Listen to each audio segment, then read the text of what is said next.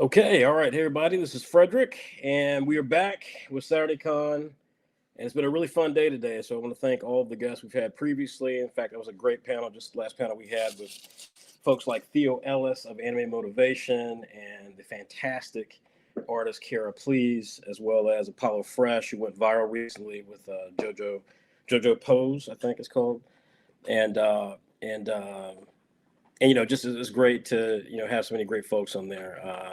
So as we and Kyla from Melanin Animated. So it's been a great day so far. This is where the panel really gets into high gear because we've got some amazing guests with this panel. Now these folks, there are two reasons why I'm really excited about this panel, and so the first one is just the fact that this is one of the most distinguished groups that we've been fortunate enough to get for SaturdayCon. And I've often talked about how my thing about Saturday AM and the work that we do is to make people not just be fans of manga, not be fanboys and fangirls of manga or comics, but to be fanboys and fangirls of the comics and or manga business. And these three are clearly the top of those categories. So I'm going to introduce them one by one. And because, time is a bit tight today, I'm going to kind of fly through their introductions. So we'll certainly explore their backgrounds as we talk. But first up, I had the pleasure of interviewing him recently on our new season upcoming of our podcast, Saturday FM. He's been around for a really long time and is one of those people who has truly seen everything. So his perspective today will be incredibly treasured. It's Ku of Ku Worldwide. Really real pleasure of having Ku Liang here. How's it going, Ku? Very good. Thank you, Fred, and thank you for having me Saturday AM Con. So I love your shirt. I'm loving the shirt. Well, it's a real pleasure, Ku, man. Like I said, I'm so appreciative. I really enjoyed our chat last time, and so I'm looking forward to having more discussions today. Next up is a new friend that I've gotten to meet. She's been in the industry for an extremely long time. She is fantastic. Beth Kawasaki of Media Do. She is been basically all the major companies. You'll hear Ku's background because he's worked at all the big companies. But Beth has worked at all the big companies that many of you guys may be big fans of in anime and manga. Beth, it's a pleasure. Thank you. Yeah, pleasure to be here, especially with some of my friends. It's always fun to do panels that way. Absolutely. Thanks for having me. Oh, of course. No, absolutely. Thank you for accepting. And last but not least, we have Michael Son. I've not met Michael personally, but you all know Michael. You certainly know of the work that he's done for the past decade with Tapas Media, one of the biggest vertical scroll comic sites in the world that recently were purchased by Kakao for $500 million. So you may see Michael. He might be decked out in a really nice golden palace. How's it going, Michael? Very good. Thanks for having me. It's a real pleasure to have the three of you here. The second reason why this panel is something I'm really excited about is, as a person of color and a Saturday AM so devoted to diversity, it's so nice to be able to have a conversation about this incredible category that's exploding around the world with people from the community and from the culture who are actually driving it. So often these conversations, at least in my career, and you guys can tell I'm not young, typically it consists of people who are not of the AAPI community. So it is really, really cool to have our fans and have our partners and have everyone who supports Saturday AM have a chance to actually talk about the industry of people who understand it, both are driving it and understand it from a cultural background. So I truly appreciate you guys all agreeing to be on the panel. Thank you. So, all right, well, let's start off then with some of the basics then. Let's start off with a great gotcha. So I was thinking about this the other day, and I thought, man, what a great panel, not just because it's AAPI, but because this is a panel that consists of a company that is formed in Korea or has Korean roots. Beth is, of course, has Japanese roots. Were you born in Japan, Beth? Nope. No. Born in the U.S. Well, you feel me, Beth. You know where I'm going. I know where you're going. Yeah, and Ku, obviously, with your background, we talked a little bit about this in the podcast. I'm actually curious on two levels. First of all, Japanese manga and anime, of course, is at an all-time high. I mean, obviously, this is the entire ethos of Saturday AM. Last couple of years, however, I've been stunned at the incredible soft power that's been happening within Korea. The attention to K-pop, the proliferation of K-pop to where young kids of color are just absolutely in love with as much as everyone else. The fact that Parasite, one of the best movies of the past, at least for me, one of the best movies of the past 5 years, and then combine that with the phenomenon that was Squid Game last year. Korea's having a moment, man. And now we've got this whole thing with manga and with webtoons, and there's a real question as to, as we get forward next couple of years, is manga, which is on a serious trajectory because of just the incredible proliferation of anime streaming services, but webtoons and tapas and that entire industry is just exploding. What's going on here? Is Japanese manga kind of hitting a plateau, or is Korean culture that much more interested in really going outward and driving their culture and their brand globally? Which one is that? Because I don't get the sense that Japan necessarily, or at least in the past, that Japan ever really, they always seem surprised that people like manga and anime. And I don't think the Koreans have that. I think the Koreans are like, our stuff is as good as anybody else's stuff. Enjoy it. What do you guys think about that? I think there's enough love and enough content to go around. I think, like you said, manga's been in the US, especially in North America, for I don't know, probably close to 30 years now. I don't know the exact year that things burst onto the scene, but obviously it was something that was more popular on the coasts. There was, a definitive amount of stuff coming over, much smaller, obviously big hits. Things were actually originally flipped so that it would read left to right. And the size of the books was actually pretty large. They were actually pretty big. I remember going to San Diego Comic-Con and first discovering some titles there, because I didn't live in a community that was on the coast, and I didn't live in a community that had a high Asian population.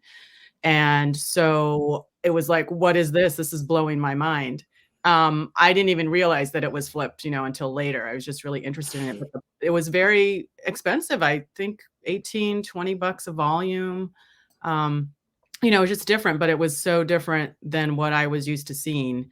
It was black and white for one, the pacing, obviously the look of the characters, and it was pretty amazing. But it took a while, right? I mean, here we are.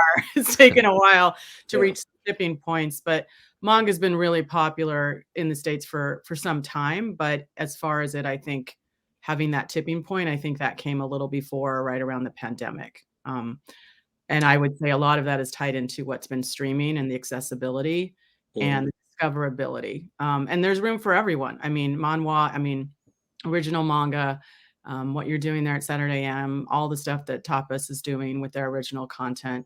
If it's good content, fans are going to want it. And the fact that it's mostly serialized, I think is really, that really gets people now in our binge society. They want more.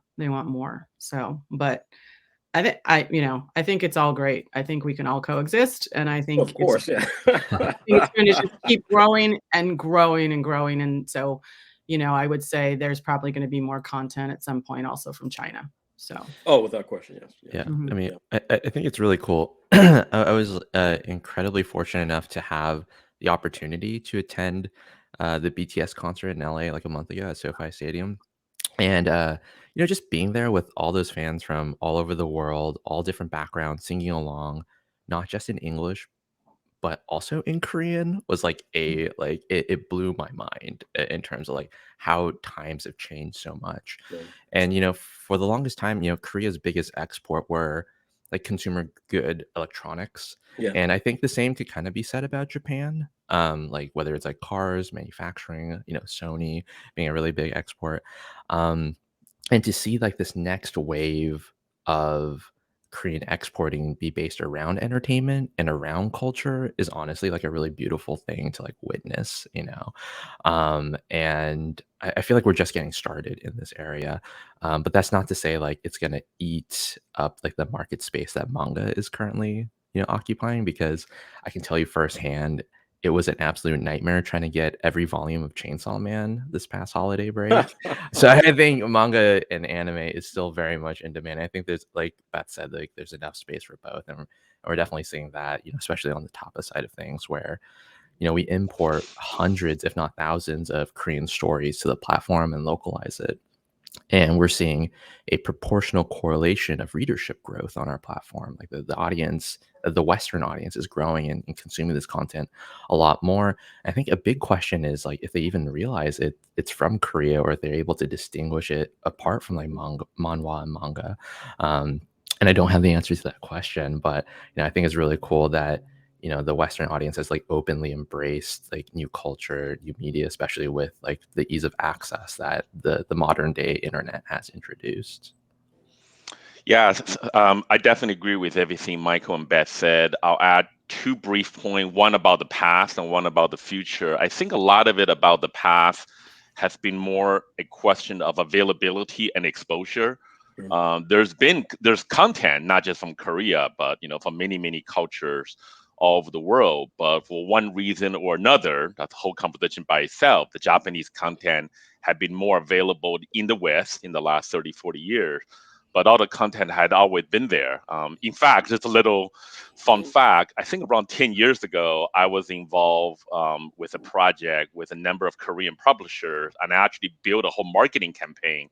I called it Korea Next, and I was buying monthly full-page ads in New Type magazine, for those of you who remember that, because I was convinced that Korean content was the next big thing, not because it was like better, but he was new to this audience. They hadn't seen it before. And I was like, they don't even know how good the stuff is.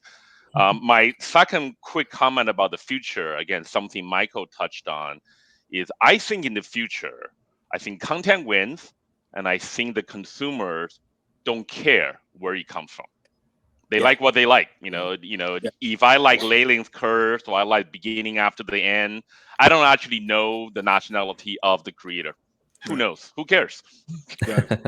Right. I've talked about this in the past as it relates to comic books. When I got, I remember as a kid, 1989, the Batman movie, and back then, I'm sure if all of us remember that time period in America, comic books were you were not cool to like comic books. Let's say the kids today are in a different era, as well as my anime manga, clearly, but you were not cool.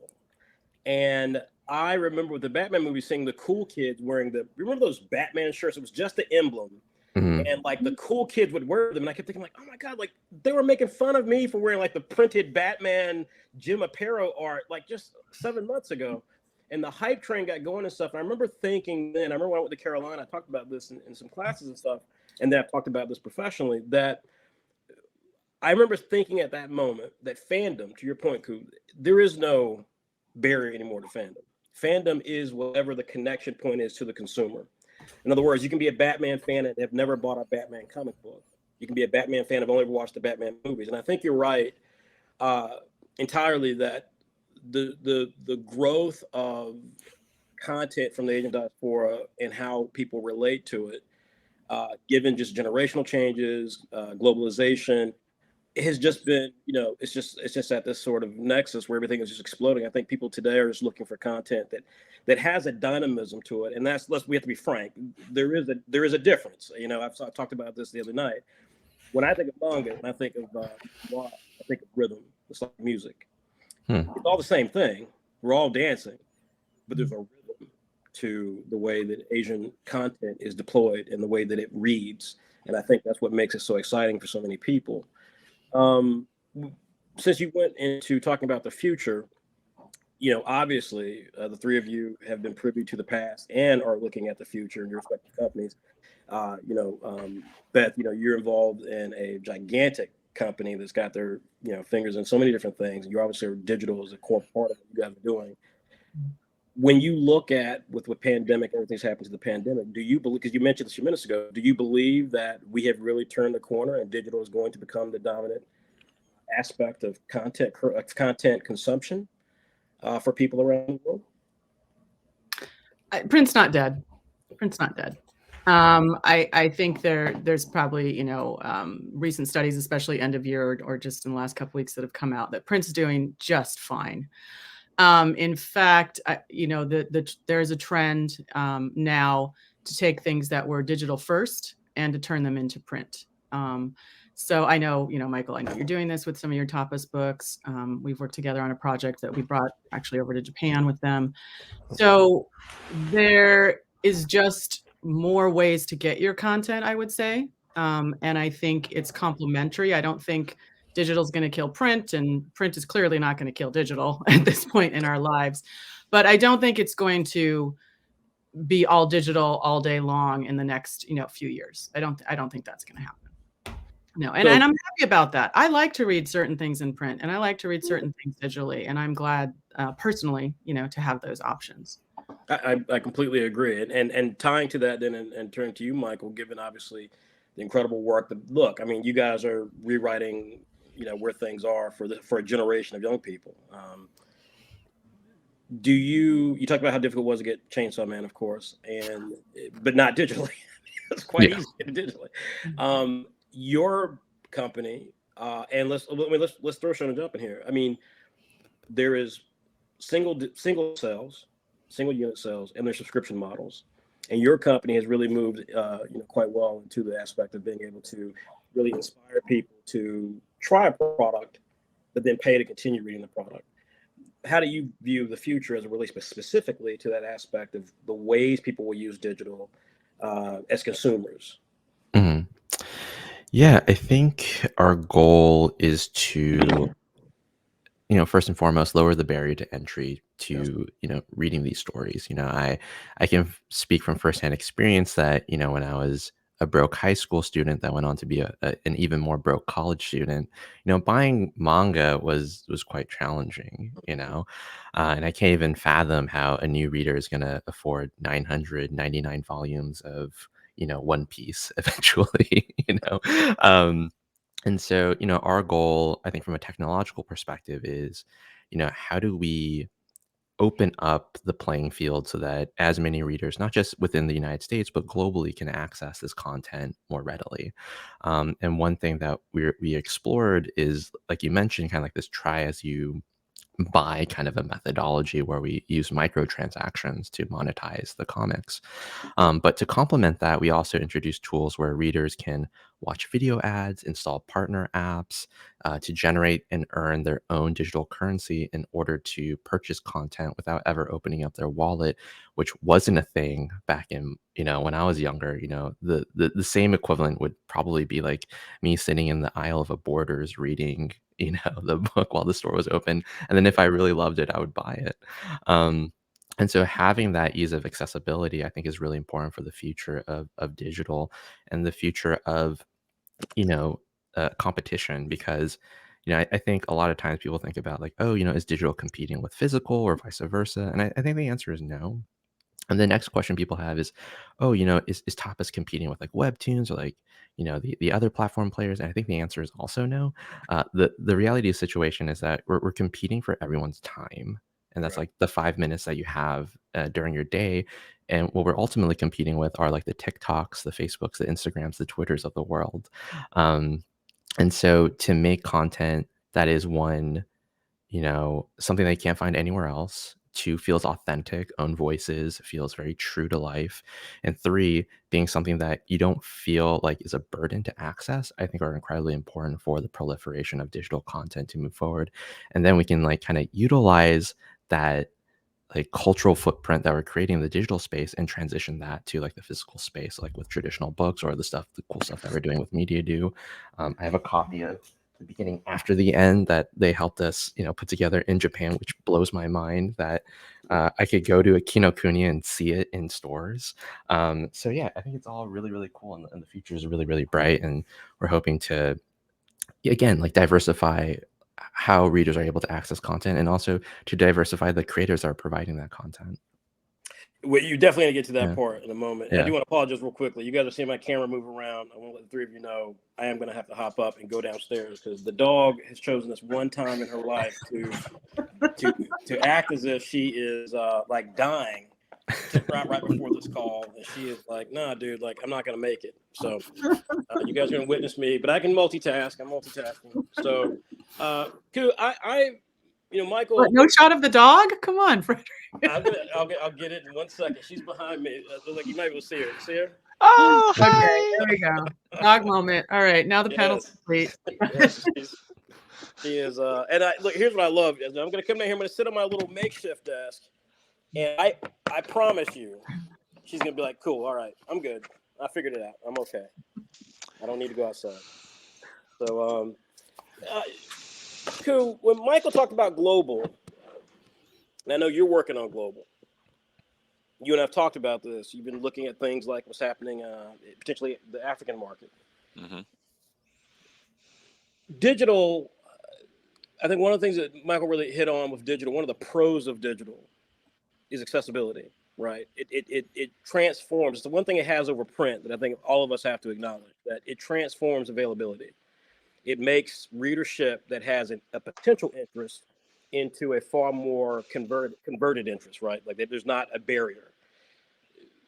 What, as you look at the landscape and how it's changing, we've got Marvel movies, exploding around the world. What's your read in terms of the international appeal of digital, and whether or not you're seeing particular areas that look like real opportunities for growth for comic book content, and especially for digital content?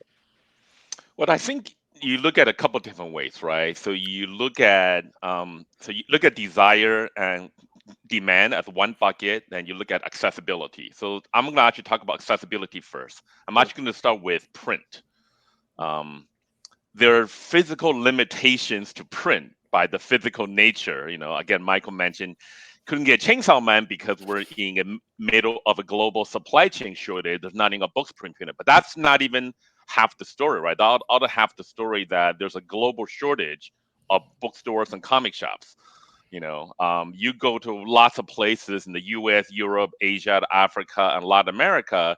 There are entire places where there are no bookstores and no physical store that you can buy a manga, a graphic novel, or a comic book. I remember years ago meeting with the Malaysian comic book fan club, 2,000 members. And because there was very few comic shops in Malaysia, all of them were buying it online from Mitian Comics. That's how much they wanted the physical book. So anyways, going back to the opportunity for digital, well, first of all, there's, of course, you have the same divide. Not everyone, human on this planet, has access, but there's more access, right? There's over 1 billion Android phones. Right. So there's not 1 billion bookstores or comic shops. I can tell you that. Right. And the second thing, going back to desire, one of the things that I've experienced, that I've been very privileged to have worked on all 5 continents, is that one thing I found completely fascinating is everybody likes the same things. I'm just told, there's small regional variations, Right. but pretty much like, oh, if Dragon Ball is huge, it's huge everywhere. Right. So to answer your question, tie it all together. I think no matter where you go, whether it's Nigeria or Pakistan, they want this content, but can they get it? Right. And then the last thing I'll add, I'll tell a very quick story. So in one of my previous jobs in 2018, me and my team, we launched a Comic-Con in Johannesburg, South Africa, called Comic-Con Africa. It was the first large scale. And what was interesting about that convention was we actually did a series of panels with Viz Media on manga. And we packed the room, standing room only, right? People are sitting in front, you all know how that goes. And every single question was a complaint. Because the fans love manga so much. Every single question was, why can I not get volume 7 of this manga in my local store? And the short answer had nothing to do with Viz. It's supply chain. It's the bookstore didn't want to carry it. It's very expensive to ship a book to South Africa, et cetera, et cetera. But we all walked out of the panel just like, holy smokes. You have room for people dying to buy your manga and they can't get it just because of the supply chain. Mm-hmm. So there's just so much opportunities out there. I can't even begin. I want to all 3 of you to answer this.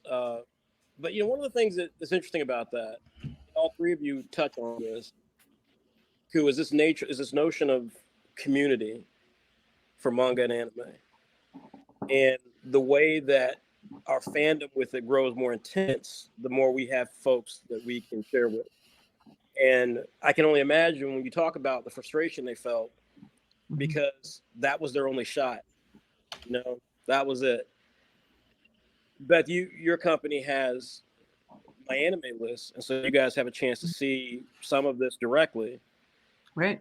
What do you make of the community aspect of anime and manga, and how that drives the connection to the material? Do you guys see trend lines with that, or opportunities with that, or obstacles with that? I'm sure there's some negatives too, but yeah, no, I think it's huge. I think pre-pandemic, I'll say, I think it was more your local community, and by that I mean if you could go to a regional convention, for example, and find your bands. Yeah, you could find people online on the internet, and people have been doing that for a long time. I'm a fan of this, I'm going to go on this forum or follow this Twitter and make comments, or you're in some kind of fandom there. But I think since the pandemic, since so many events and experiences have been forced to go online, some of them shuttered for a while. Obviously, we all did know it was going to happen. But there have been, several events that have gone online, I'd say with various levels of success. But I think bottom line is people now have access to an experience that they didn't before. Granted, it is a different experience than being there physically, but I think people were just so happy to have that experience. So I'll just quick 2 seconds. When I was at Funimation, we put on Funimation Con. It was early days of the pandemic. This was in the summer. We'd all been on lockdown only 3-4 months at that point. And it was a huge undertaking, but it was really successful. And the one thing, we ended Saturday evening, and people didn't want to leave the chat room. They were just talking, and we were like, sorry, so to speak, the bar is closing. We were just like, guys, we got to give you some warnings. Glad you connected. We wanted to let them have their connections, but at the end of the day, we were like, we gotta kick people out of the room, so to speak. But it was so great. We were all like, up super late watching this and going, isn't it great though? Look at how our fans are connecting their love over a series or a genre or a creator, that they've found, their crew, to hang out with, even if it was virtual. Right. And I think, as things have ebbed and flowed during the pandemic, it's still very clear people want community, like the importance of being around other people and people you enjoy. It's always helpful. And if you have a common interest, always helpful. So, there is no shortage of fan communities out there for sure. And it does, organically can drive things and drive fandom. And when you have a creator that can connect directly with the fans, you just see that, that just is like a huge change if you have that privilege. Now, with creators from overseas or creators that don't speak the language, or technology may not be our friend, things like that, there can be some barriers. But I think even small little engagements, even if it's a pre-recorded message or a video or like a little bit with one of the creators doing something funny, like I love all the Junji Ito stuff that Viz has been doing. That guy's great. Like I was a fan of his years ago, and when I was at Viz at the time, we had a few of his books, but now there's this whole resurgence, and he's gone to all these cons. He's done a lot of virtual cons, and he's game for, like funny bits, I'm just going to call them, that he's not a scary guy, even though he does horror. He's actually pretty funny and up for skits and, and weird questions and, things like that. So, and people love it, right? Because they feel connected. It's that connection that they want to have, that through line to like, oh, okay, I love this even more because this creator is super cool or funny, or like, what was their process? What did they put behind it? So when you can layer that on top, if you have the privilege of doing that, I mean, it goes from 0 to 100 really, really quickly. And that super fandom is what keeps us all here on this panel employed, right? Oh yeah. And we were those people. Right. And as being fans, it's great to see that. And experience that. I do love seeing that in person at cons too. You still get that little high every time. It's not about me, but I mean about the stuff that we're working on. No, I hear you on that. Well, so It's fun. Yeah. So Michael, what's interesting with you is that everything right is digital first. So I know you over the years, we've obviously been watching Tapas for years, and you guys have kind of had different iterations. You refined the business model, but you do have a new community, and it's creator focused only. And you kind of touched on this earlier about the idea of really broadening the creator pool and so forth. So as Beth talks about the need for people to feel that connection, especially if you talk about feeling creator talk, how do you view that, and what have you guys seen? Because clearly your creators are a big part of building your community.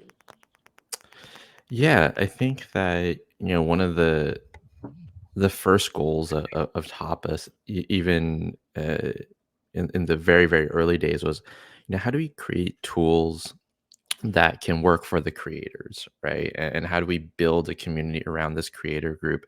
Because we found that one, we were embarking in making content in a very different format, like the vertical format, very different from page format, very unfamiliar to a Western audience. And we felt like, hey, if we could build a community that could really embrace this format and that could really champion it, I think that would go a really long way. And in turn, like, we really want to champion those creators that were there with us from the early days. And so it's really important to us that we build communities around creators and around the platform and around the stories, so that there are like multiple layers of fandom that are occurring at Tapas.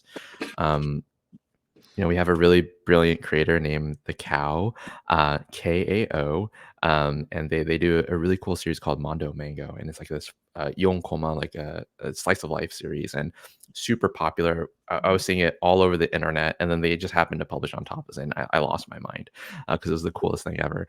And then one day we were like, hey, like, do you want to do something with like the studio team, which is responsible for all of our originals? And they were like, yeah, I have this really cool story called Magical Boy, which is kind of like, how do I describe it? It's like Max is a young person who is transitioning to become a man. And once they come out to their parents reveal that he is part of a long lineage of magical girls, kind of like Sailor Moon. And I was like, wow, this is nothing at all similar to Mondo Mango, but this is really exciting, and I've never seen anything like it. And so we produced it, and what was really beautiful is that we saw the Cow's core fans from Mondo Mango take the leap into Magical Boy, which is a completely different form factor, a completely different genre. I would argue a completely different art style and aesthetic, and yet that connectivity that Cow had with their readers was so strong that that transition was almost seamless, And so we were just awestruck by that kind of pattern, and we wanted to do, and we continue to do more of that practice on the platform. And so we readily acknowledge how important fandom is across the platform itself. Yeah. Like I said, I think when you guys are building it with creators, there's something special about that. And as Beth indicated, we don't have a Junji Ito at Saturday. We got a guy named White Manga who's got a ridiculous following. And don't Yeah, Apple Black. Yeah. I'll tie him to a car, Yeah. like Mad Max, Beth, ride his butt all throughout the country to get sales. You've obviously seen, so you've kind of got, just the ultimate view of this, because, Beth is talking about a variety of things that she's seen, again, and what her company's doing with My Anime List. And Michael obviously cultivating online opportunities amongst the creators that he's got or acquiring or developing. But you've seen this at the grassroots level. I mean, you've literally, like you said, seen this where the people actually are paying the money to go to the convention. It's a mecca for them. And you've seen it around the world. And I'm curious, how does that continue to evolve in a world now to where the pandemic is here? Well, first of all, I didn't realize I'm on MTV Cribs. We get to see different part of your house. That's keep I going. don't even know where the dog is. I left open the Keep door. going, She headed out. I'm like, please come back. I can't get it from the seat, but yes. Now, there's so many interesting things, right? So a couple things. One is that, to me, I mean, Beth and Michael already very eloquently talk about the importance of fandom and community. But in another thing, which both of them also touched on, is that every fan is also a creator, right? So whether how professional they are, it evolves, and your mileage is going to vary. But everyone is a creator. Everybody's putting content. I mean, I grew up drawing. In fact, I used to stitch and sell comic books in my classroom. So we all want to create, but I feel like that barrier of entry has lowered with more tools and more platforms. So that's a very exciting. And the second thing is that, in the context of, because we're talking about digital reading, we're talking about manga, we're talking about we're talking about web comics. I think important to also think about the importance of getting more people to read, because we're competing against video games, competing against video, competing against streaming and everything else. So, and I think that by making reading more accessible, by making the platform more accessible for you to not only read and create and connect with all the communities, whether at a physical event or at an online convention like SaturdayCon, or in any kind of other digital ways. So you're talking to your fellow fans. If you're a fan of JoJo Bizarre Adventure, you're talking to people on Discord and Instagram. And that's what it's all about. And then who knows what you're going to create tomorrow. I think that's just really cool. So I totally agree. Totally agree. And so, we're going to have a number of questions here, and I want to make sure we have time for those. So I do want to kind of bring it back towards, this moment of, as we look at the explosion of the art form, and it is competition. So regardless of how we view, Beth, I'm hearing you, Beth, about there's room for everything, but Marvel and DC would beg to differ. At the end of the day, like, everyone is fighting for that little bit of of recognition. And Ku, I said this all the time in the video game industry, like you said. In fact, I said this at Comics Pro, Ku. I'm going to tell you this when we did the interview. I said this at Comics Pro. I remember standing up in Comics Pro in the morning session and telling them, like, hey, I'm so sorry, but like, I was the executive video game minister for a long time, and that's what happened to your industry. That was a big chunk of it. You weren't getting the young people to replenish because they were finding opportunities in video games and such. Mm-hmm. As we look at a more diverse regions, who are finding a favor with this material, we find a more diverse audience in terms of age, obviously gender, orientation, and Michael, again, I want to give a big shout out for what you guys have been doing at Tapas. It's been really, as a long-term liberal, it's been really nice to see what you guys have been cultivating.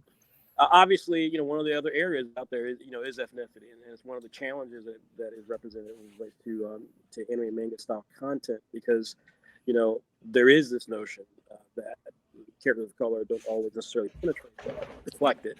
And obviously, we've championed against that mentality with Saturday AM. And I'll just tell this quick story, and then I would love to get your feedback on the notion of it. And after I do it, Ku, I will hop up and go back into the house because I'm freezing. But when we started Saturday AM, we had a creator who had, and it's one of our big creators. And I'll say it because he knows I've said the story many times. But White Manga is one of our biggest creators for Apple Black, and I he's Nigerian. And I said to him, I was like, I'm kind of surprised when you've got this much talent, this incredible talent, and you come from, the motherland, so to speak. I'm like surprised you don't have more Black characters in your work. There'd be so many young people, young kids, who would really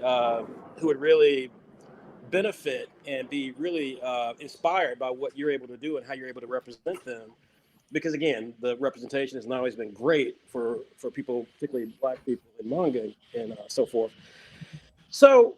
And when I was asking him this, the thing that struck me, and he's by far not the only one who's brought this up, and it's one of the reasons why I started Saturday AM, because one of the things that struck me in his commentary was I didn't want it to seem unnatural to show a person of color, because manga has made it appear to not be natural. And of course, that hurt me and bothered me. But it was not something I was upset with him about, or any of the young creators I've talked to who've expressed similar concerns. It was the fact that, or not unnatural, sorry, forced. That was his term, was forced. He didn't want it to seem forced. And so I do think there's a question there, and I'm curious to get, the perspective of folks in the API community, because obviously, this is something that we all have to fight. We've certainly seen it. I remember as a kid, being very upset when I had first traveled to Japan. Well, before I traveled to Japan, we had a family friend was Japanese. That's what really helped build my love affair of Japanese and Asian culture. But I remember when we see movies like 16 Candles. And I just remember just being so offended at the representation that we would see, because of course black folks representation was never great. So like it was, so I could always detect when I was seeing some BS. But what do you guys make of that? Do you see that as another frontier or a future frontier of the manga style content? Because again, comics, have it. We can argue about how good it is, but they have it. But I think manga is obviously, as I've said, I think I've said this to Beth as well. Manga, I think, is the visual language of this generation and generations to come. Mm-hmm. It is the Andy Warhol, Jack Kirby pop culture scenario that we grew up with, where Jack Kirby and the bow and the Pam and the big extra, that was what we understood comics to be. Manga is that for future generations. The next president or two will be someone who grew up watching anime. Seriously, right? So I love that. What do you guys make of that? Because again, it's refreshing to talk to people who are from the API community and get their perspective on this. And anyone can go first, wherever you want to go. Yeah, I think I could tackle this a little bit. I mean, when I was growing up, and I think I've told Beth this joke, and I recycle this joke a lot. But when I was growing up, representation for me was like Jackie Chan, Lucy Liu, and if you were cultured, you had Yo-Yo Ma, and like that was about it. And so my role at Tapas is VP of content, and what I primarily do is I oversee the studio team, which is responsible for all of the original content that we're producing with our creator partners. And one thing that I've learned from talking with all of these creators and getting to know them is that all of us have been inspired by manga and anime that we grew up with, and what we're trying to create is in large part like our love letter to that and a send up to that. And one thing that I know full well is like, when I was growing up, I always wanted to be like a mangaka. And I knew that route was very challenging. Like I would have to go to Japan. I would have to probably be someone's apprentice. And even then I might not make it. And then once I got to high school and found out, I was like, oh, I'm actually not that good at drawing. That dream became a lot rougher, right? But with this new digital age and with the platform like Tapas, I think we're seeing this new generation redefine what manga can be. And I think that's really, really beautiful. And one thing that all of our creators do and are very cognizant of is, they want to create worlds that better reflect their social surroundings, which is all about like diversity, not for diversity's sake, but it's just because that's the world that we live in. And I think what would be forced or unnatural is to show a world that is too homogenous, or like where you don't see any representation, because that's not the world that we live in anymore. So I think that we will see hopefully more representation across the board in all formats, especially in manga. But the one thing that is in our control and that doesn't have any gatekeeping right now is kind of like independently published manga, like what you're doing at Saturday AM. And honestly, like the amount of social reach or audience presence for digital content is so big that I think like once we start showcasing that there is a lot of popularity and demand for this, that other publishers will clearly follow suit, because that's how publishing always is, right? They never want to be first to the game, but they want to always like ride on the coattails. So it is what it is. Yeah. Very true. Agree. Anyone else want to offer any thoughts on that? Or? Well, I mean, Michael summed that up so beautifully, but I think to follow on that, if you look at what Hollywood has done over the years, it's like you have to go out and prove you can make your mark, and you have to build essentially case studies, right? To say, oh, this movie was a hit, but was it a one-hit wonder? Is there really an audience out there? But if you look at someone with the Black community, look at what Tyler Perry's done. He's got his own studio. Yeah. I mean, he's got his own city practically now. And, I mean, it's years in the making, but I think, there are ways to do this, but it takes some time. But the great thing about living in this moment is there are more tools available. There is more direct reach and outreach you can have as a creator, whether you're discovered and put on a platform like Tapas, whether you go your own self-publishing route, whether you ask people to basically crowdfund you so you don't have to take a second job at Starbucks to buy your art supplies and have time to actually hone your craft. And it is a craft. It takes a lot of work to be a storyteller in whatever format that is. And so, I think I wouldn't call them luxuries. I would just say there's some tools and some accessibility now that there wasn't, even 5-10 years ago, to be honest. Tools have improved so much. They're more affordable. Just everyone's living on their phone. So we all have accessibility to this. Internet connections have gotten better. Yeah. All those kinds of things, because this is, highly visual, content. You can't just sit there and, who's going to wait more than 2 seconds? Nobody is going to wait more than 2 seconds. So there's all the technical stuff on the back end too. And that has to marry with having these amazing stories.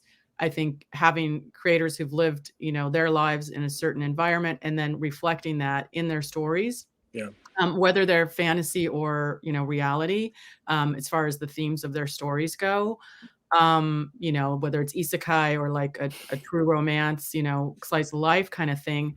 I think though, if you can reflect the community, people will, they'll find it. It's a matter of, helping with the discoverability. So helping to promote these things, to know that they're out there, because you are competing with everything else, with games, with That's right. Films, with whatever streaming right now.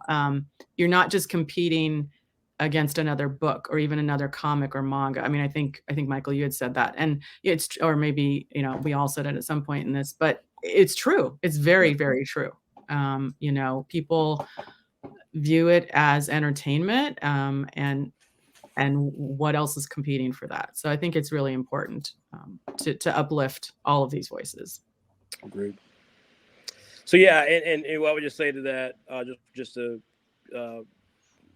wrap that aspect up, is that everything, I agree with what everyone said. I think the digital part, though, when people ask why we went digital, that was one of the reasons, right? Because the audience is there. I mean, the dirty secret, and this is true of all diverse communities, is that the audience has always been there. It's not like I grew up one of the early manga fans. I mean, truly, one of the early manga fans. One of the guys who was trading. NC State was one of the first anime clubs in the United States. I'm from North Carolina. So, like, I always bristle at the notion that, like, well, black people just got an anime. That's where it gets offensive. It's ridiculous. And so what the question really is, and the reason why I think digital is so important, why I use it for Saturday AM, is that the audiences have always been there. They haven't always gotten the opportunity to express themselves, and that's why we try to really focus on that. And then beyond that is that digital does allow the immediacy without the gatekeeping, and I think that also is an important part of diversity, is being able to really remove the barriers that would dictate or suggest that something is not quite ready. Yeah, Fred, I'd like to jump in, Yeah, because please. I think there's such a well-rounded opportunity. So diversity is so important for a couple different reasons, right? We've been talking a lot about representation. I mean, I'm Chinese, born in Taiwan, and I'm living in America right now, and I've certainly been to more industry event than consumer event where I'm the only panda in the entire room, right? Like everybody's white and I'm the only. So I've been there. So representation is important, and trust me, I'm happy to see a film like Shang-Chi, and I'm like, aha, an Asian man can be funny and hot, and so on and so forth. But that's not the whole story. Yeah. The whole story is I don't just want to read about my people. Right. I actually want to read about things that are new to me, cultures that are new to me. Agreed. That's what diversity is. So, for example, Nnedi Okorafor, a Nigerian author, is one of my favorite authors because the stuff she's writing about. It's like, I'm like, this is all new to me. The mythology she's talking about, the story, and I'm like, yeah, more. I want more. I want more film from Nollywood. I want more things from Korea. So yeah.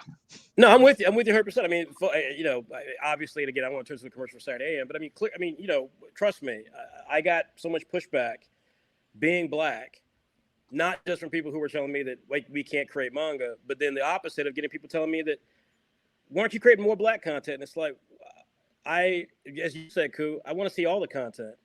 I think the goal is great content, not exactly. like let's check these boxes off, exactly, and then somebody will find it, because people read right through that. No, and I then totally you don't agree. have a good story, and then I 100% agree, and that's always been our mantra, is to just try to find great content, and obviously content that is different, and part of it difference is diversity if you're integrating it in a way that feels authentic and honest. We've got some great questions for you guys. I want to ask one very quick question before we do that, because we do have some tight time here, is Cool. I remember you and I talked about this before, but I want to get everyone's opinion on this. One of the things, and it kind of goes back to something that I think I can't remember who said it, but the notion that brand in America is really powerful, right? Marvel is a brand, and the kids understand Marvel. They understand what the Marvel superheroes are. Their parents probably don't, or their grandparents don't, but they get it. They know the difference between Marvel and DC. For years, I always thought it was interesting that Shonen Jump has such a gigantic brand, and yet sometimes I'll talk to young people and they'll be like, "Yeah, Inuyasha, man, I love that Shonen Jump." Like, that's not Shonen Jump. Is that a thing? Do you guys see that brand, because of the anthology format and so forth, just doesn't quite have the same hook for manga and even manhwa content? Because Michael, you can speak to this too. I've often, as I've tried to talk, especially this week, talking about how excited I was to have you, people were like, "Oh yeah, Webtoons, that's great." It's like, no, it's not. No. So do you guys experience that, and what's your thoughts on that?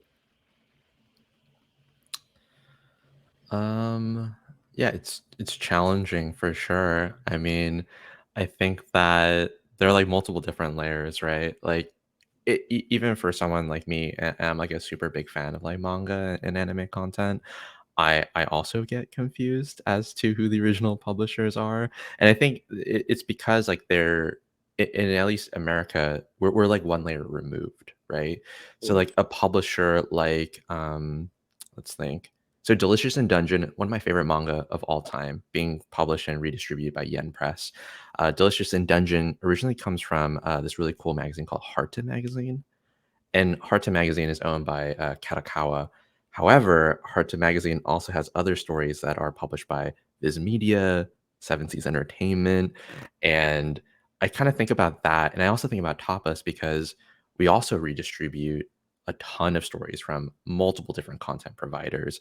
And so there is a lot of kind of confusion around who originally published what. But I think ultimately, like who had mentioned, fans are pretty agnostic around that. And I think what's more important to us is like, hey, if you love the comics, if you love the content, if you love the creators, like that's first and foremost the most important thing that we can accomplish.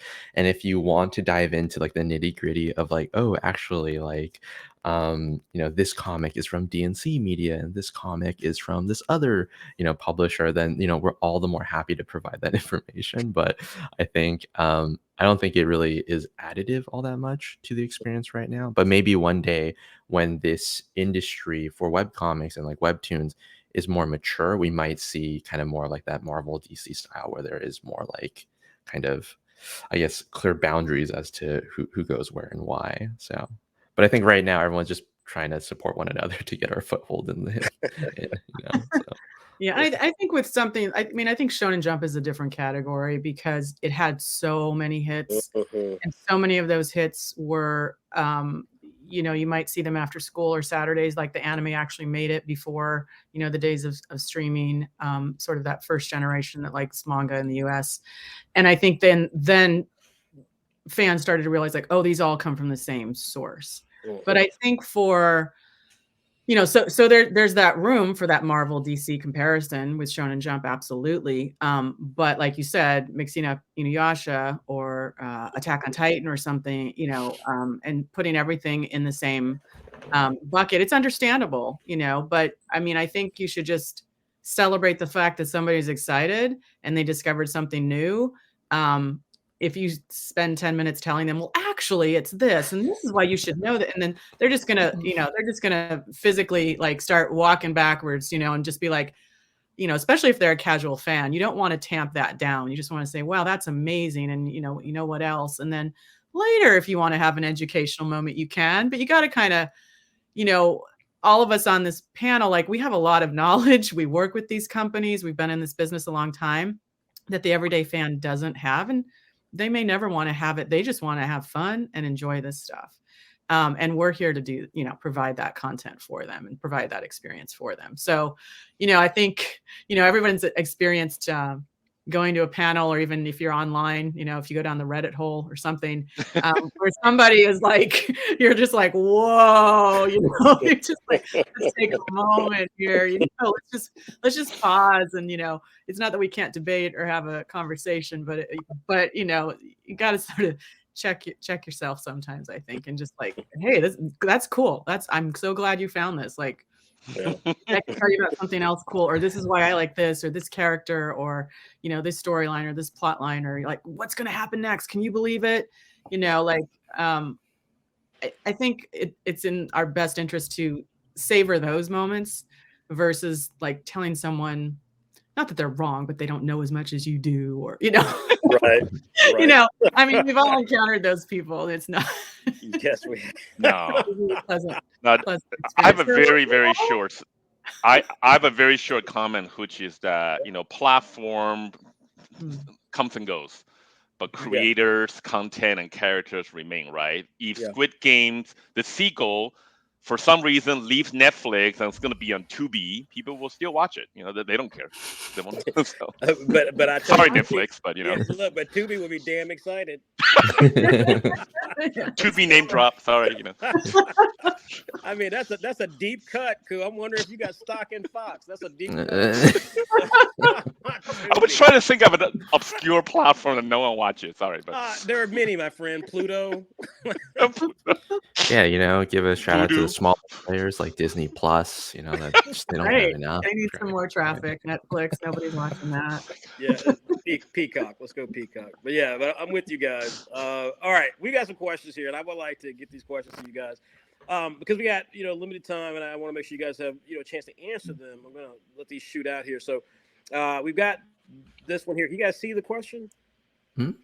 Yeah. So do you think American companies are shifting more and more away from Japan in the pursuit of anime and manga? So just, whoever wants to answer it, if someone wants to, offer an additional point, but I'd like to kind of just move through each of these. So let me know your thoughts on that. Whoever wants to go first. I'm not sure if by American companies they mean like American entertainment companies or American publishers, but I guess we can sort of start there. My short answer is no.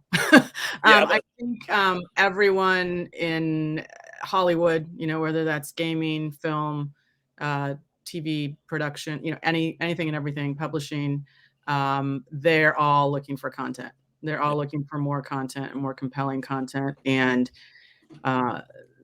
definitely during the pandemic, the huge success of the Demon Slayer movie, people that had never heard of or didn't really know what anime was suddenly, I'm not personally responsible for it, but my I got a lot more outreach from kind of like cold emails and cold introductions to friends of friends of friends, and that kind of thing. Like just anybody connected in the industry to like, how do we make this next thing? So I do think there's a moment in our culture right now where they're noticing where some of the source material comes from, but that also gives an opportunity for creators here and creators abroad in other countries to create, what they call manga or comics, their version of it. Obviously, doing that at SaturdayCon.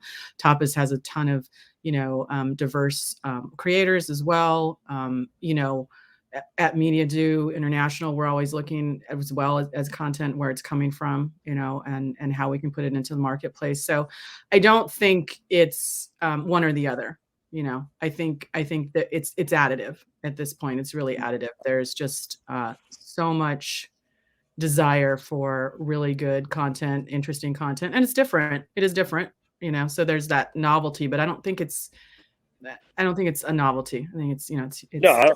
I don't think it's a novelty. I mean, I think at this point, I've sung the numbers somewhere. I can't reference them right now, but I'm pretty sure everyone on this panel with our context in the industry knows that there's not a streaming service out there that's going to survive without anime. So let's just be real. Like that's just not. It ain't going to happen. So I don't care if it's PBS, their new streaming service. Like they're going to find some anime to put on that thing. So that is where we are right now. It is that anime is that popular. So the question was, do I think American companies are shifting away from it? And the answer is no.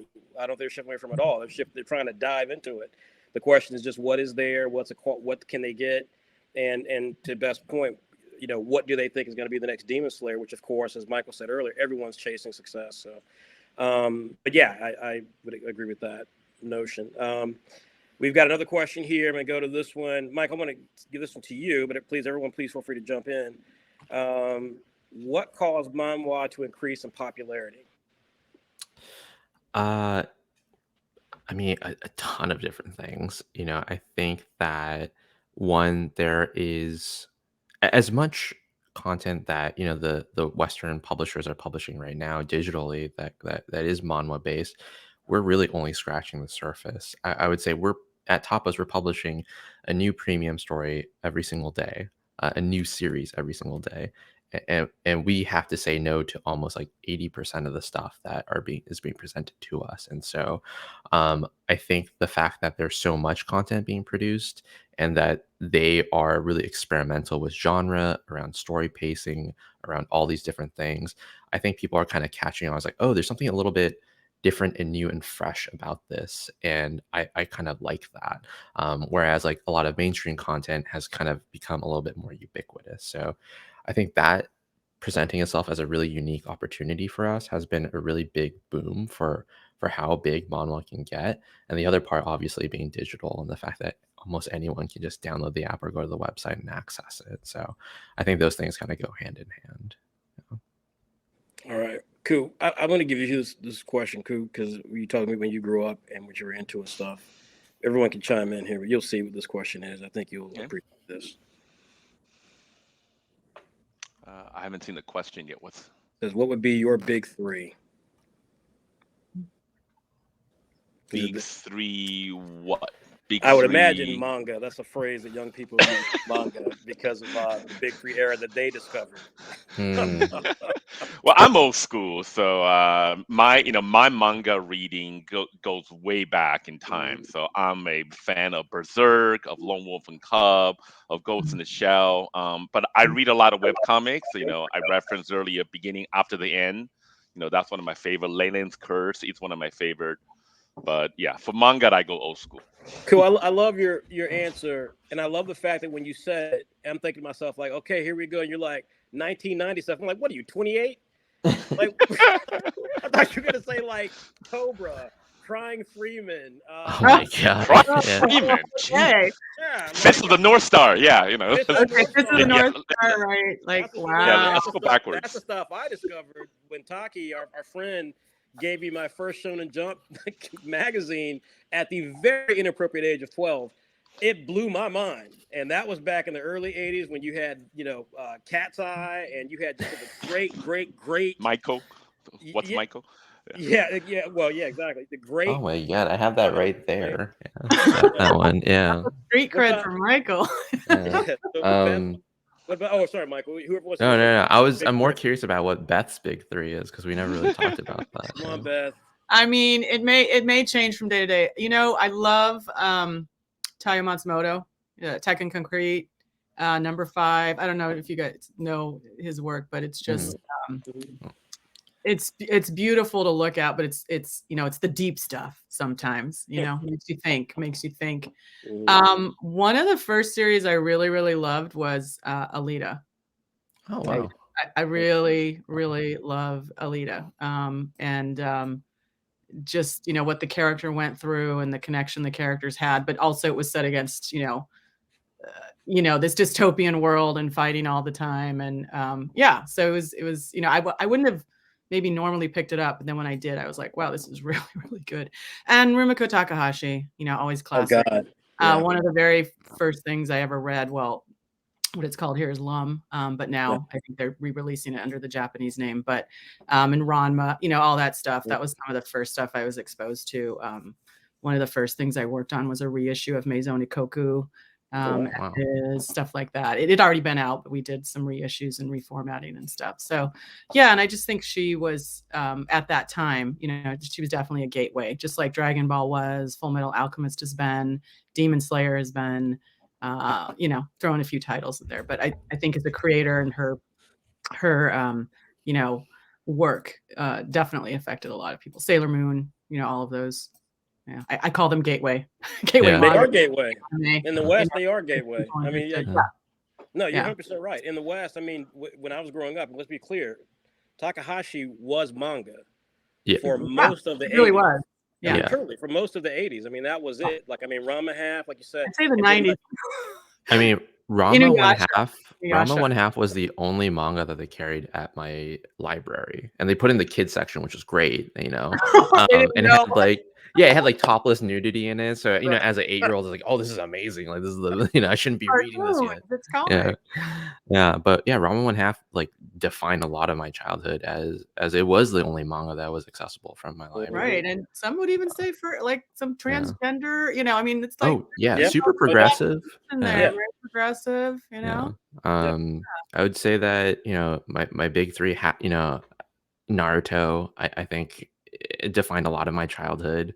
Another one would probably have to be Slam Dunk. I think is my all-time favorite. I think one of the Yeah. greatest.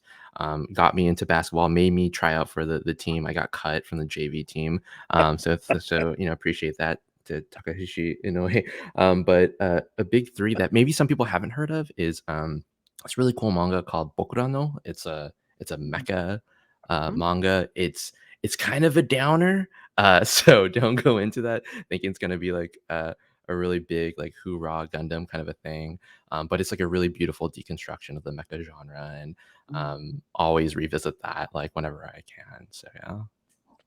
Not that young people care, but I will Yeah. say, as evidently with the oldest person on Yeah. this panel, Fist of the North Star for damn sure. I would name so many Takahashi works because that was what was available in America at the time, and certainly Urusei Yatsura, and those were some of the first tapes that I remember trading as a kid. But Naruto, I'm with Michael. Naruto, I still think Naruto. I can't think of a better just encapsulation of everything that Shonen is in the modern context, and then Death Note, which remains just the manga that if you are trying to convince someone to check out or even take it seriously, it's Death Note or Urasawa's works. And then anime Zeta Gundam. That was the first. That was it. Interesting. That Yeah. was it, man. I remember, but that was it. I recorded the tapes when I went to Japan exchange student because I was just the Gundam thing had caught me, and I was like, I cannot believe people don't know about Gundam. So yeah, that was a thing. I've got 2 more questions I want to give you guys. Ku, I want to go to you with this one, and everyone please chime in though. Aggregator websites are a scourge to digital publishers. What are some ways that are done to prevent such actions and get the OG artists publishers paid? All 3 of you are obviously so adept to talk about this, but we'll figure it out. Well, I think that creators should get paid, right? Not writers, artists, inkers, letters, graphic designer. People should get paid, and I think industry company, Tapas is the industry leader, Media Duty is the industry leader. They're figuring out ways, not just a traditional model, but everyone is trying to figure out ways. So, but yeah, creators should get paid. So this is referring to like scanlators? Is that Piracy? piracy? I think so, yeah. Yeah. I mean, I think it's important to recognize that like piracy and scanlation, it affects every major entertainment industry. And there's no one industry that's been able to really tackle this in a way that makes a ton of sense. But we've seen like middle ground solutions that have been very, very popular. I would say that back in the day, you could like pirate movies digitally. And now that we have like the rise of Netflix, I think that's like a really good solution to fight against piracy. And the solution itself is, how do you build sensible tools that actually address the core issues of why people are scamming or pirating content? Ease of accessibility. When I was, like I mentioned, a broke high school and an even more broke college kid, sometimes I couldn't get access to the manga that I really loved because publishers weren't picking it up, and scanlations were the only means outside of learning kanji to read this stuff. And so now that we have all these digital players that are able to intake a lot more digital content that traditional publishers might not be able to because of certain bottlenecks, there's like less and less of an excuse to pirate content. But I think at its core, scanlating websites, their or their value proposition is very enticing. It's like, hey, this content is free, right? And for a lot of companies, free is very, very difficult to compete with. And so like the next best thing we can do is create like a user experience that people find valuable and are worth paying for, whether that's something like that has to do with community, ease of use, and an immense library, or even if it's something like a pseudo free model like Tapas, where you can kind of like download other apps and never have to open up your wallet. I think we have to kind of tackle scanlation from like a core issue of like why people are utilizing it, rather than trying to just like destroy that sector in its entirety. And as for Tapas, I think that there's like a really human element to this question. because all of our creators that are on the premium program have revenue share on their stories, and so every dollar that you spend on Tapas has a direct relationship to the creator's like annual salary, right? And piracy has the same negative impact. You're actively hurting these creators, and so just by communicating this thing and just by trying to, I guess, showcase like, hey, there's a direct correlation to what you're doing and direct impact, and it's not just like this evil corporation that you're hurting. It's like everyday people that are just trying to create manga that inspired them and that they want to share with the world, right? So yeah, lots of layers to unpack, and I don't think any industry has found a solution to it yet. Yeah, there's not a silver bullet. I think Yeah. you both hit on a lot of really salient points. I mean, sometimes fans, especially younger fans, they don't even realize that they're doing something harmful, right? And it could be harmful to them ultimately if they're downloading something or BitTorrent or something. I mean, they could blow up their parents' computer or something. And but I mean, it's educating fans to know that you are not supporting the people that are making this content for you, their blood, sweat, and tears, and so that's literally taking food out of their mouths.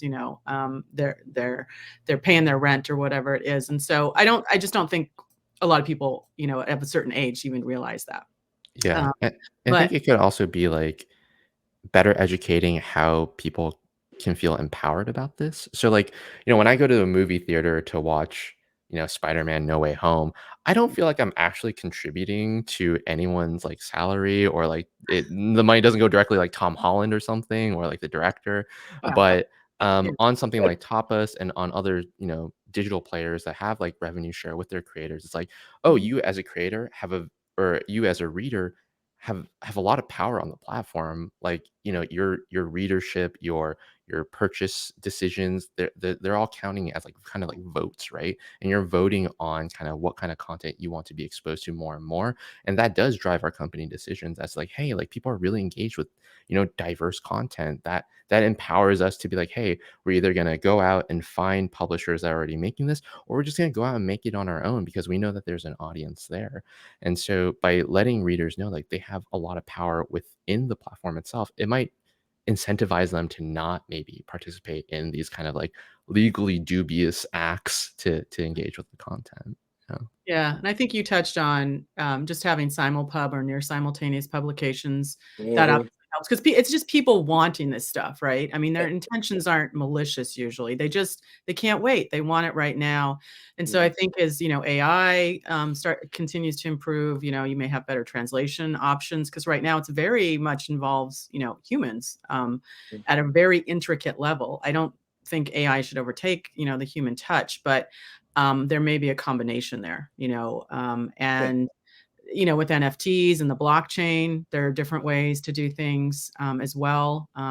In Japan, our parent company just started Fantop, which is a big initiative tied to physical books and digital goods in cooperation with Tohan.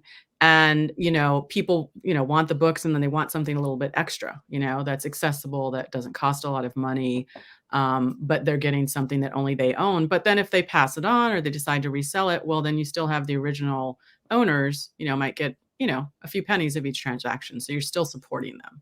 So I think as, the tech around us changes, I think we'll start to see things change as well. But it's not just one thing that's going to change all of this. I think it's multiple things. And then there are obviously big associations that are going after these pirates that are, taking millions, billions of dollars away. Recently, I saw something around just manga piracy that it went from 1.3 to 6.7 billion last year. Like that's money like gone from the manga creators or anyone that was involved in producing that content. That's a lot of zeros. That's a lot of zeros, I'll just say two quick things because we're at the end of this thing. Look, I've always been against the piracy aspect of it, and running Saturday has been quite interesting because I'm 47 and the vast majority and grew up in an era, and I talk about this all the time, obviously. When you grew up in the era that we grew up in, a few of us, you guys are hearing my Alexa going off. That's how I keep track, kids. Alexa keeps me focused. But now I think that it's obviously very different when you grew up when most of us did, because there was only one way to appreciate content, and that was to purchase it or to have it traded.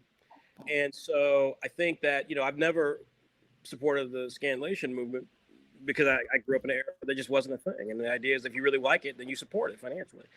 Mm-hmm. There's a difficulty, and I do want to touch on it because we are a digital company and we do have a lot of fans, and I have had a chance to talk to many of them about it. If we have some creators, I think Michael hits on really two really, really, really important points. The first is that that the growth of the industry is tied to these kids learning about the content. And the minute they learn about the content, they want to experience it. And the problem with it is that when you're in countries or you're in regions, I mean, you travel around the States, so you know this. There are places, if you say there are countries like Malaysia that might only have 1 or 2 stores that they can buy content. There are parts of Nebraska and Indiana and Idaho who are just the exact same damn way. So, like Montana. So, like, the reality is that, like, when you are someone who loves this stuff, thanks to the internet, and you've discovered it, it's a dilemma. It's a real dilemma for these young people to express their fandom when they don't have a Comic-Con, they don't have a comic book store, they don't have a store selling manga, they don't necessarily have, because their community maybe is not wealthy, so they don't have the income coming in to buy e-commerce products. They have it shipped into their home. There's a dilemma there, and this dilemma is global, and I think that is part of the problem that we face. The second thing that Michael said, though, that I do want to touch on, because it's something that I believe very strongly, again, is likewise with diversity, is education. I think part of the problem is that these kids also aren't being educated about all of the ways that their support financially actually makes their fandom better. So, Beth, like you said, when those credits are scrolling up in the movie, they don't know when those zeros go and they're like, oh wow, they lost $6.2 billion. What they don't understand is that the people who made that film or that book happen are the folks who don't get a credit at the end of that experience. The person who had to pack that book, the person who had to lay out that design, the person who had to typeset that thing. We're dealing with it right now, converting our stuff to physical books. Just the lettering is kicking our ass. No offense, Sarah and Evan. Is killing us. So I think that I just think that it's a really difficult problem, only because at the end of the day, there's only so much opportunity to educate people, and at the same time, you're in a struggle because information is free. And the more these kids get exposed to information about what they like, they want to experience it. It's human. They want to experience it. They don't want to read about Naruto on comic resources and then be like, oh yeah, but I can't read it yet because it's blocked in my country for some reason. I have to wait 6 months. That goes back to what we talked about community and the way these communities thrive by trying to share their fandom. So, it's an interesting thing. I will be interested as well, Beth. You bring up another point, and we don't have time for this, Beth. But when you start about NFTs, Beth, that's a whole other story. Because the other part of this, you got young people who then, at the same time that they want to help their creators, they don't want to do what they think may be detrimental to various things. And so there's always these sort of complicated machinations to it. But at the end of the day, I just want to say that I'm really appreciative of having the three of you here. This is hands down one of my favorite experiences since creating Saturday AM. It's really nice to talk to three brilliant, experienced people who love this medium and are working hard to make it better for everybody. I'm positive we'll get to see you guys again in the future, our fans, and certainly Saturday AM will hopefully work with you guys in the future on some level or another. As we wrap up, do you guys want to say any final words before we finish? You might want to go first. You might want to say anything.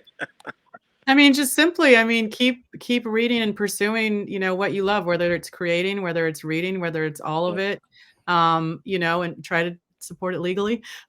Just to kind of tie into the last thing we were talking about. But if you're an artist or an author, it's a craft. You have to hone it. You have to keep at it. And as a fan, find what you enjoy and find your community. It makes it so much more fun and exciting, and there's plenty out there for you to find and discover. Yeah, what she said. So